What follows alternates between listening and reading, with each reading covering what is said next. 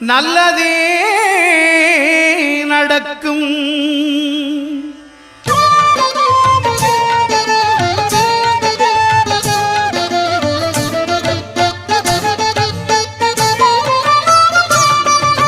9 கோளும் ஒன்றாய் காண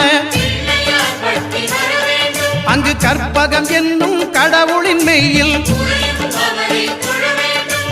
9 கோளும் ஒன்றாய் காண அங்கு கற்பகம் என்னும் கடவுளின் மெய்யில் சூரியன் முதலாய் 9 கிரகமும் பலவித குணங்களை கொண்டிருக்கும். எங்கள் கற்பக தருவில் அவை வரும்போது ஒன்றாய் சேர்ந்து பலனளிக்கும்.